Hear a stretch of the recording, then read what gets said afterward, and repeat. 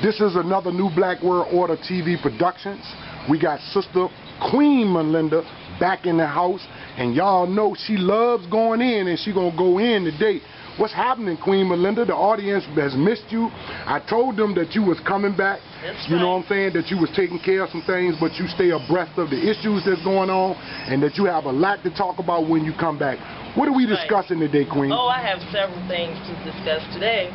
The first thing I wanted to discuss was the Flint water prices. Okay. Flint, Michigan water prices. Okay, they say that the water is yellow, brown, filmy.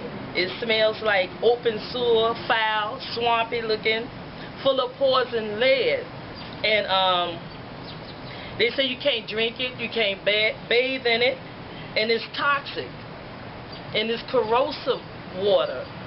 Now, where I live, and also in the inner city, they're doing the same thing, but you don't hear a lot of people talking about it.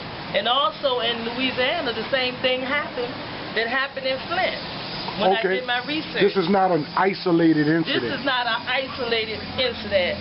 So the water where I live, one day when I turned it on, it smelled like pure, like chlorine, and then it came out brown with some small dark particles in the water, and it was muddy looking. And I'm cloudy. like, what is going on with this water? And it happened every so often. Okay. So, and this is in the state of Virginia. So like we said just now, it's not an isolated incident. And isn't it funny that all the water that was donated to them also had lead in it when they tested it? What do you think about that? So the remedy was the killer also? Yes. Okay. So if it happens one place, it can happen anywhere and everywhere. That's what I was saying, you know. Right. They said damage some of the children's nervous system, cause some kind of mental illness, and the long-term effect of the toxic water. Okay. And like we said, it's not an isolated incident. If it can happen there, it can happen anywhere. Anywhere in the United States. That's right. Anywhere on the globe. Now the second thing I want to discuss is this political fiasco, what I'm calling it, between Donald Trump, Hillary, and everybody, Bernie pretty Sanders. much everybody that's involved with this, like a lot of clownery going on, you know. And but I would say the lies, deceit, the hidden agendas, the underhandedness, the controversies, the secrets, the preferential treatment by the mainstream media. For some of them getting more airtime, like Donald Trump and Hillary, than anybody else. You don't hardly hear that much unless it's something bad about the other people. Right. Now, of all the dirt that they have uncovered so far they haven't found anything on Bernie Sanders so far. Okay. But you know Donald Trump loves us, right? Right. What has he done for anybody in the black community or anybody of color? He paid your hospital bill after he beat you up. Okay. Doing his rally with the Klans, dragged all the black people from out every rally that they go to. Even his supporters, the Klan members are there, beating them up and dragging them from out of his rally. They even got a black Klan member that they let beat up a traitor white man. Wow. You didn't see that? I didn't see that one. Oh.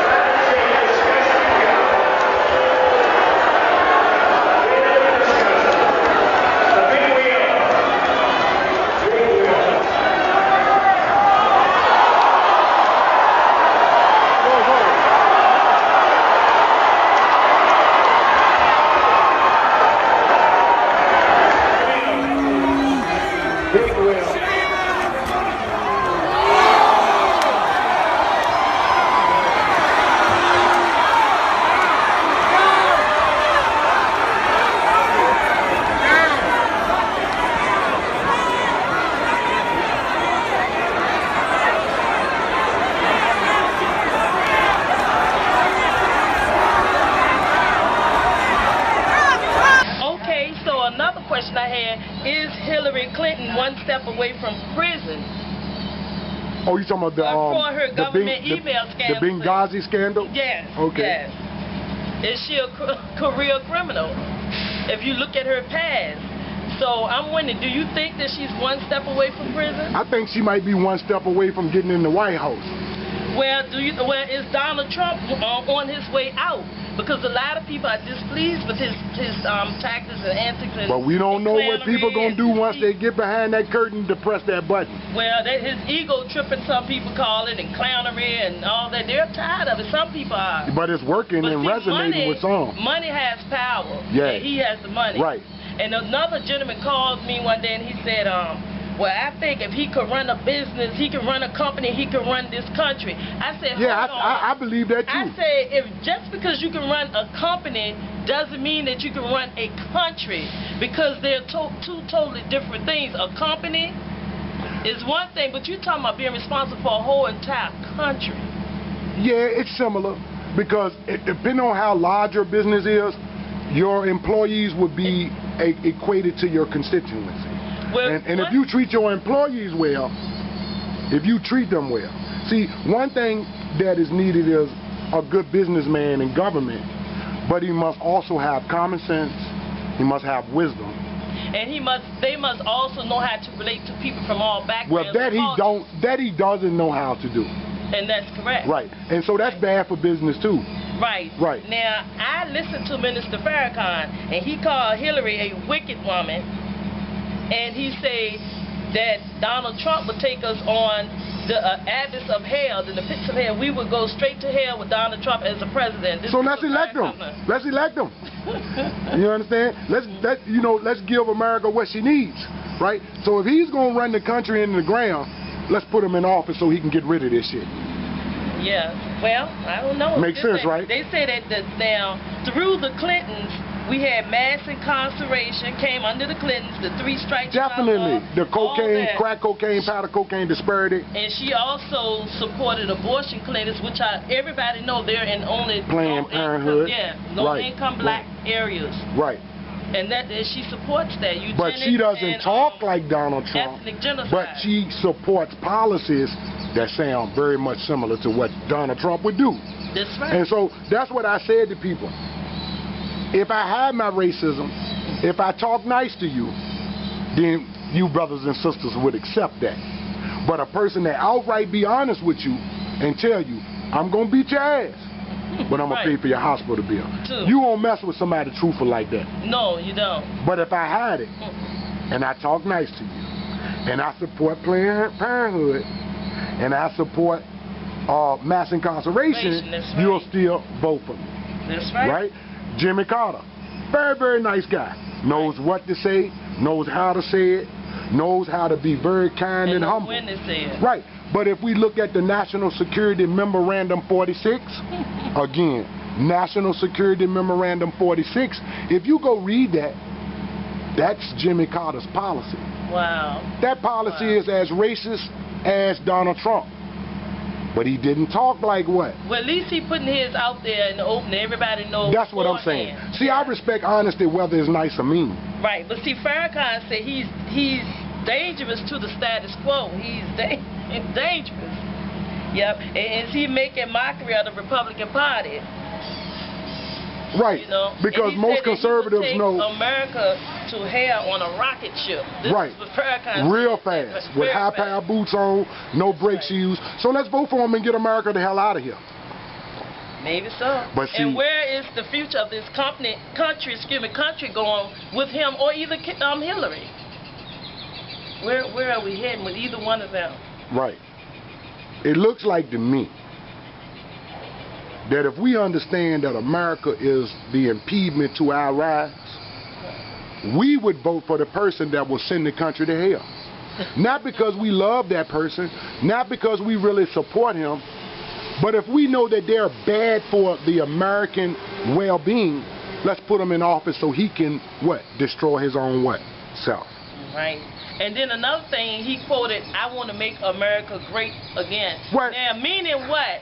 Does it mean he wanted to revert back to black servitude? Does it mean that he wants to get rid of all other ethnic countries and have basically European? See, that language, like you saying, is codified. Yeah, right? Great again meaning what? Back to his former glory, yeah. which was death to the black man, black woman, and black child.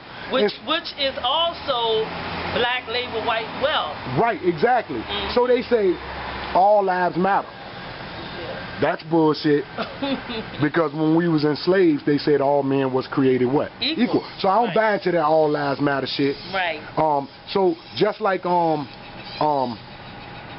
I lost my point, but go ahead with your point. Yeah, well, I had another thing on here. Is America falling apart, collapsing? Are we drowning in debt? Or are we collapsing in strength?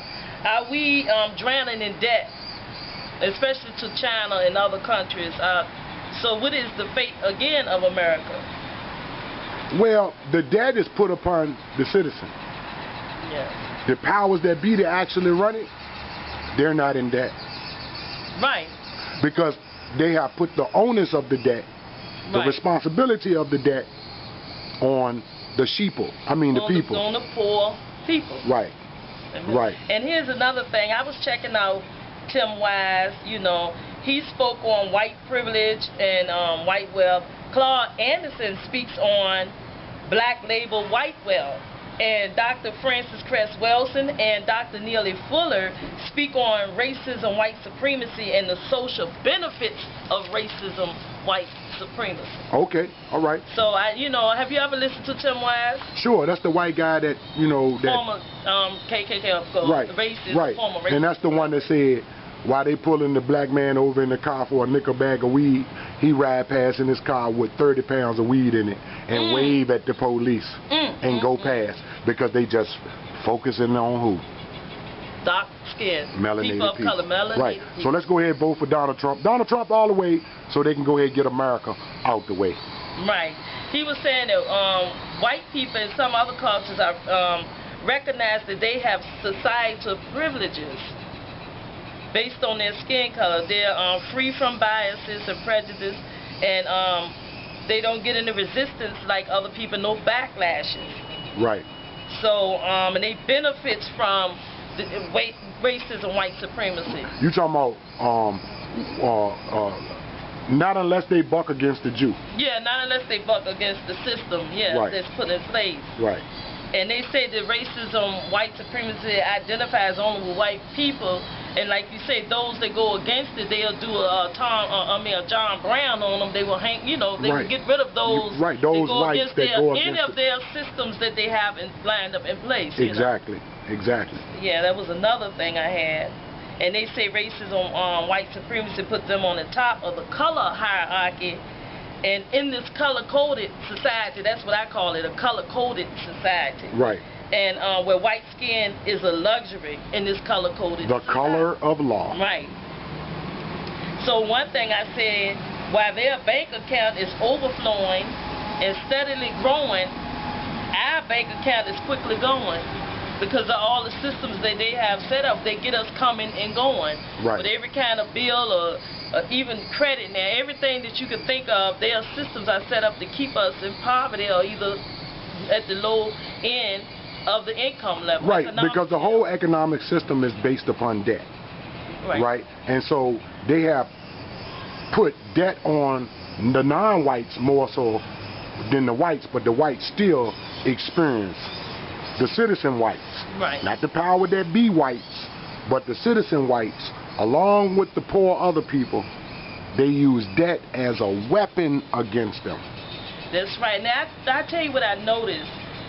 I went on, I think that was Jefferson Davis with the Church's Chicken, it was owned by black people years ago. Right. Then the Mexicans own that. I went in this the Church's Chicken on Laburnum. I don't eat chicken, but I went in there with someone else. And the Mexicans own that. They're managing that. So I'm like, they came here and they're owning stores, businesses back to back, homes, they're moving up. It's the Passover plot all over again. We're being passed over. and someone else is being chosen over us. Again, but we have to wake up and see. I'm thinking about their system again, going back to their system. One of their system is called law enforcement, or is it really slave endorsement? Okay. I like the way you said that. With the prison industrial complex. Yeah. Now, Nearly Fuller said we had to do 3 things when the police officer stop you. What are those 3 things? He said don't do neither one of these 3 things. He said don't fight, don't fuss, and don't flee. Because either one of those is going to allow them the opportunity to kill you or lock you down, lock you up. But I would tell my son. I would tell my son those things, but I would also tell my son, if that vibration coming from that cop, his body language, his eyes, the eyes are the window to the soul. Yes, if he look like he's intending to murder you, blow his brains out. That's what I would tell my son. They would do a Davis on him. I forgot. Because I'd rather have my son alive in prison than dead. Right? Was it Larry Davis from New York, like in the 90s, where he shot all those officers when they came in his sister's house? Right. And the little 2-year-old children. And he beat the child. And, and they shot up the house over 100. They came to kill. Both sisters' houses. They came to kill. They came to kill him, and he fought back. Because he detected the vibration. He picked up the vibe that these people was not here to actually do law based on democracy or anything fair or ethical. They were there to enforce the death law. So he had every right to blow their fucking brains out and splatter them all over the wall. Well, he called for the FBI to pick him up because the police officers, they knew that they were going to kill him. Their word was out on the street, and then some even told his mother. And even he says, we're going to kill him. So he said, I don't want to go. I don't want y'all to take me anywhere. I'm not leaving here until the FBI, somebody else besides the law enforcement here, y'all are not going to take me anywhere. And he took a chance with that. And with the FBI, they took him there, and he got there, but they beat him up. Right. Got him there. That's why I say, because they footage of them beating him in the jail. Because he took a chance with that. I remember back in the 50s or the 60s, there was a FOI under the leadership of the Honorable Elijah Muhammad, and he was stopped by state troopers on his way to Savior's Day, right? And he also detected that these state troopers was going to kill him, right? Just like this incident we just had in Richmond at the Greyhound bus station, where the brother blowed the state troopers, blowed his ass away. You know what I'm saying? But the FOI got to tussling with this officer. Officer tried to kill him. Wow. The FOI took the gun from the state trooper, took his radio, and he radioed in that this cop is out of control. Could they send somebody out here just like that brother did? And when they got there, he handed them the gun, and they killed him. Wow. Elijah Muhammad told the Fruit of Islam, the next time Allah bless you with the gun, kill the devil. Wow. Yeah. Now, another thing I want to talk about, Beyonce and the Super Bowl performance. Formation. And also the Kendrick Lamar Grammy performance. Controversy. Go in on that, sister. Let's go in on that. I've been hearing people say, did she represent the Black Lives Matter movement, the Black Panther movement, black supremacists, a terrorist movement, somebody said, police brutality, she was against, but to me, she had an awakening of the conscience, a black pride, awakening of the conscience. After living and reliving the pain of the silence of black pain and black, just being black disappointment and frustration. And she saw that was the best way for her to demonstrate her protest and her frustration. That's right. That was the best way that she could demonstrate it. I think Jay-Z had a lot to do with that too. Wow. What do you think? Maybe. Because he is conscious. Okay. Yeah, he is conscious. He came up in the nation of God's earth. But it was a beautiful performance, but some people just, their comments, they took it too far. To me, they were trying to see too much into it. It was beautiful. Right. And she displayed, it was art. It was art. Yeah, it was art. Yes. It was definitely. And then as far as Kendrick Lamar, he said, don't talk about it, be about it. I like when he said that. Coming out in chains. When he got that was very, that symbolism was off the chain. And also in the jail cells there, he was representing the prison and industrial complex. He said, one line that he said, I had it right there, you hate my people. You want to terminate my culture, he said. He said, but I came to my senses. And I said, wow, I was listening to the words. Some people were so into the performance, they didn't listen to what he was saying. I listened to the words, you know. Right, because since hip-hop lost its affectionate companion called knowledge, that's all they've been listening to is the beat. The deaf is mostly intrigued by the drum, right? The beat. But they've been used to hearing non-intelligent lyrics. So now when this brother comes with this conscious lyrics, people are like, whoa, right? But you know what? I like the expression on their face. When I looked out in the audience and saw, they were like, I know this nigga didn't. Well, that was art too, beautiful art, and I love the African dance. Their reaction was a part of their art. Yeah. Yeah, true indeed, because he drew that picture before he got there. Yeah, he was just sick and tired of being sick and tired, so the only way he could express it is through his art and through his lyrics, you know, through his like a true builder, does. Right? Yeah. So did he challenge the standards, or did they take a stand in spite of the people, or did he push the boundaries? I believe he pushed the envelope. I definitely believe he pushed the envelope.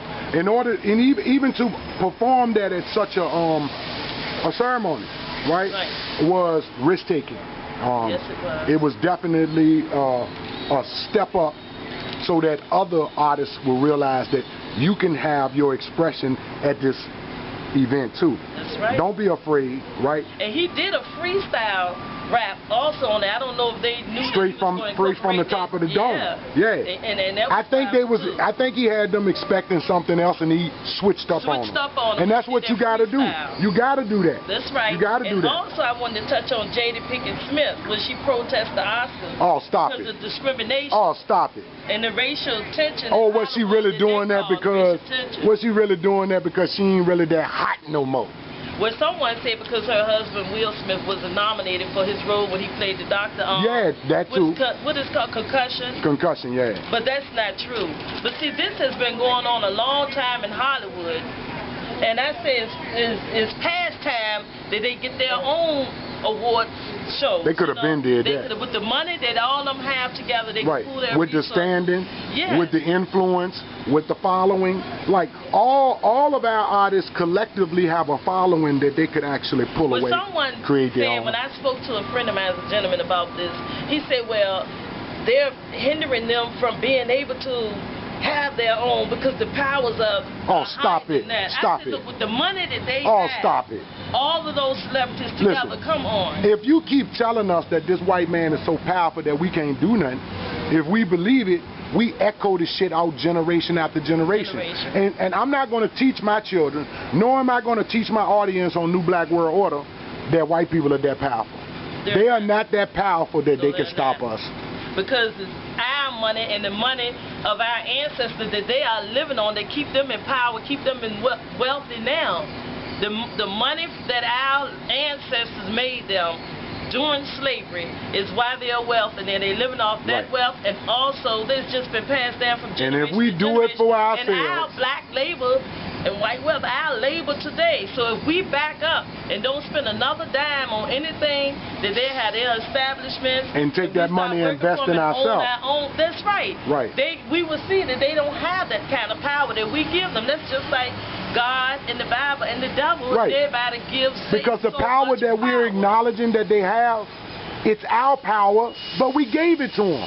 So now, I agree with you that there's a power there, but who really owns it? It belongs to us. So, well, I'm going to let Dr. Well, I wanted to say this too.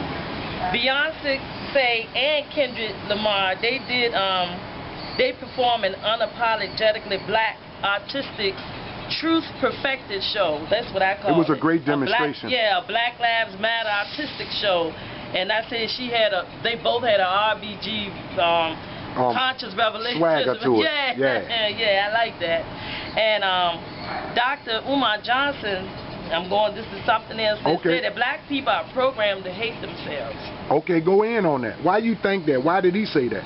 Well, he was saying that the church, we use the church, I guess, as a crutch. In other words, he said the church is that drug for some black folks that they go and get that weekly booster shot from. Religion is a hell of a drug. They are emotionally dependent on it, you know, and it's pagan holidays and practices, you know. Right.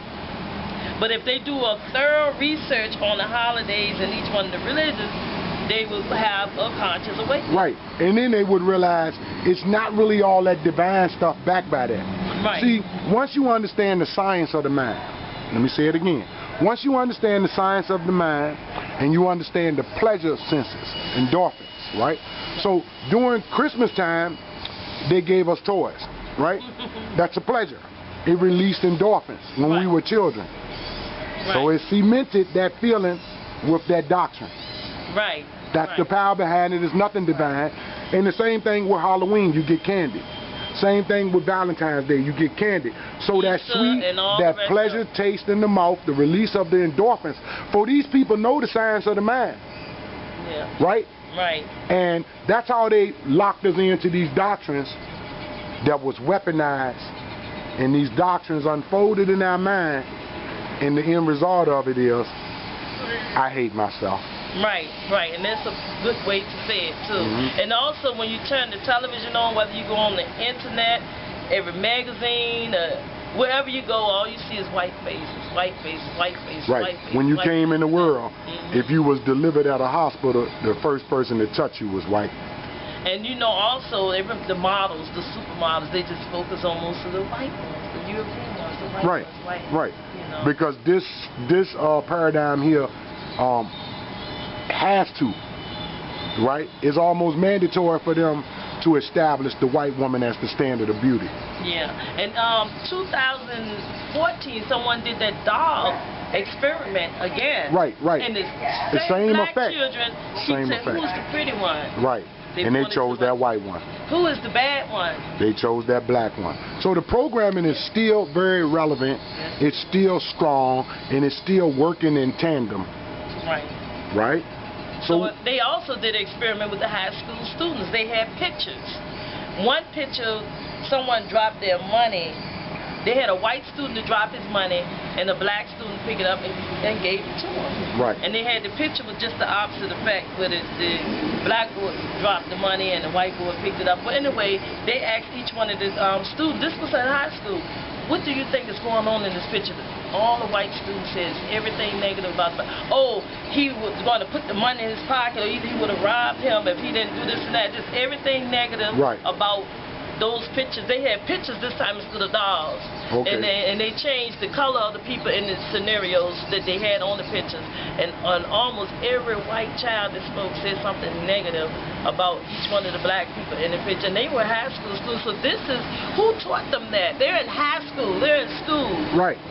So who taught them to think like that towards people of color? Right. So, remember now, those children were given toys too. Right? And it released endorphins. Right? So here it goes. That doctrine, that programming, right, it depowers one and empowers the other. Right? So those same kids went through the same indoctrination for different what? Reasons and intentions. Right? And you can see it working in both people. So now just think about it. Those children in high school, they'll be coming out of high school soon to take over their parents' companies that were passed down during slavery from our ancestors' wealth and our wealth today. So they go to that empowerment, like right? That's that empowerment. About black people, what do you think when you walk through the door to go get a job? You're going to be hit by those stereotypes that was produced off of that same indoctrination. That's right. Right? It's been passed down generation. Right. Just like white wealth and white power has been passed down from generation. And that wealth that was passed down passed over the slave and chose the whites. It's the Passover plot all over again. Pesach. The Pesach, the Passover. That's right. The blood of the lamb.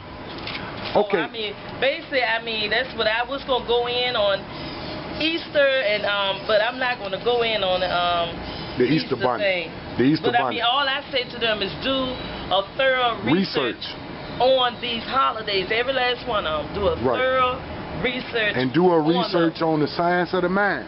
That's do right. a research on the pleasure sensors and how they affect our decision making. How it cements how we really socialize in this world, right? Because if something is not pleasurable, the human being, regardless of what color they is, tend not to affix or attach themselves to it. We do what's pleasurable to us. For the mind can be deceived that way. That's right. Right? That's so, right. Is there any other subjects you want to talk about before I switch up to, because I'm going to switch this up a little bit. Switch it up. All right. What's up, Polight and Rabbi Harry Rosenberg? I did see some of that. I did see that. Part of it. Yeah. So what do you think, like, do you think that the Israelites, Zion Lex, right, made a good decision in allowing a white man to defend, represent, and speak on behalf of the black Israelite narrative? I heard them talking about that and having discussions about that. But from what I understood, they say Polight pretty much tore him out the frame with it. He could, every which way he came, from what I understood, that they prepared the rabbi for everything they thought Polight was going to say and every angle he was going to come from, but he was ready and prepared. And from what I understood, he just tore him apart. He just tore him out the frame. He backed out of the debate. He conceded a loss before he even rebutted anything. And I think that's what should have happened. I knew that was going to happen. I knew that he wasn't going to win.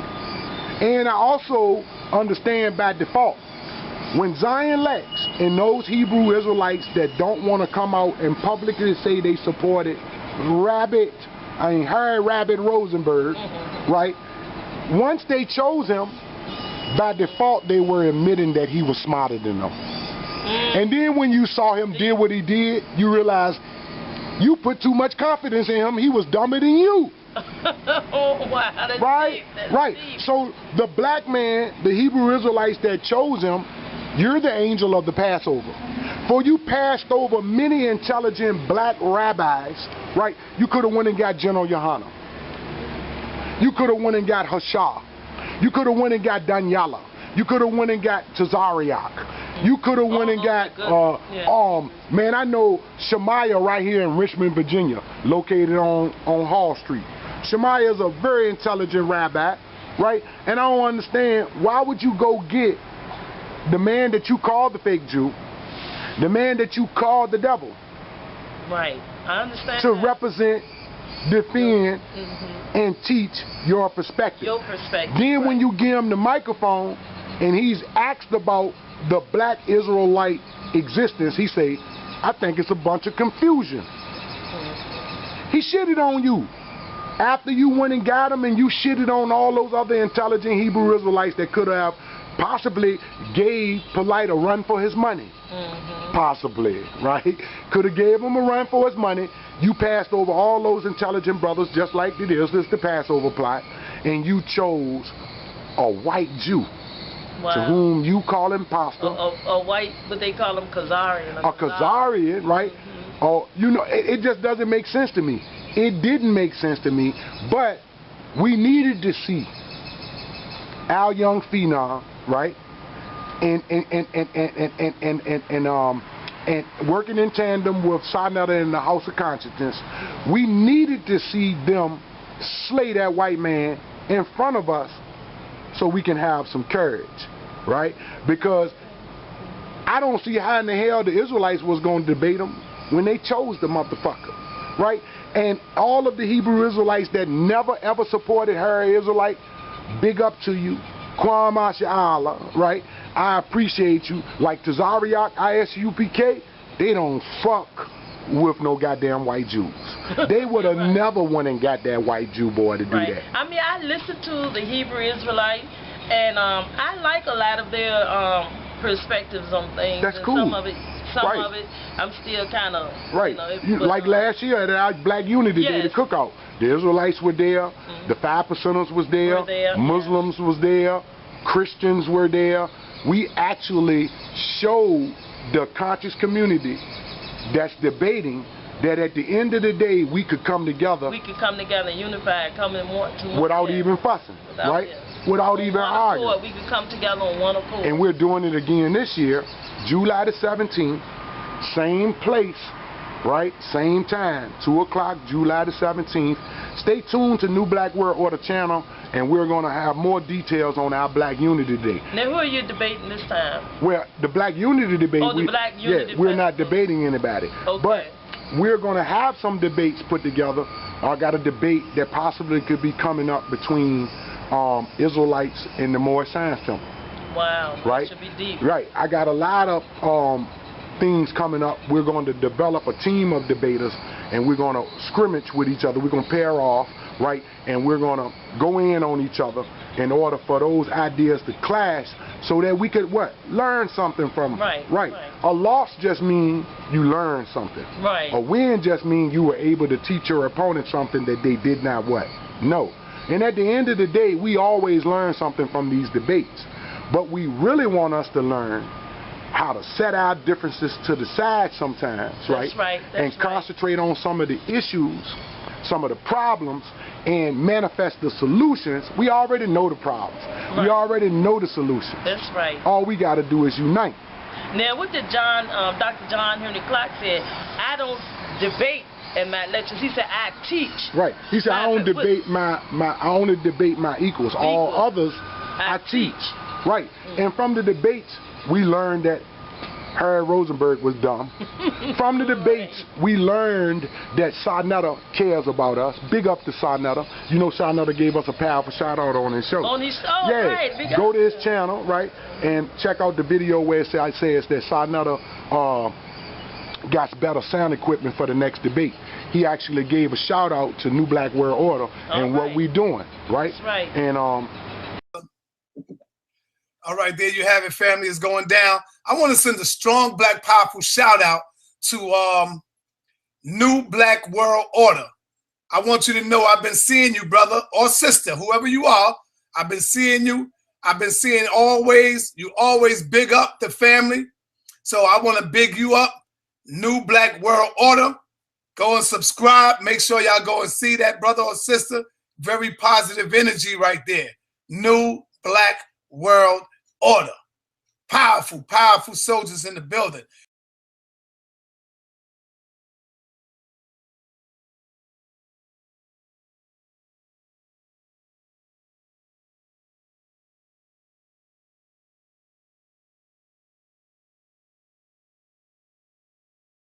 You hungry, something means all. Is that right? So the New Black World Order wants you to know that we love you. We want you to know that this is a demonstration of love. This is a demonstration of unity. And this is a demonstration of black power.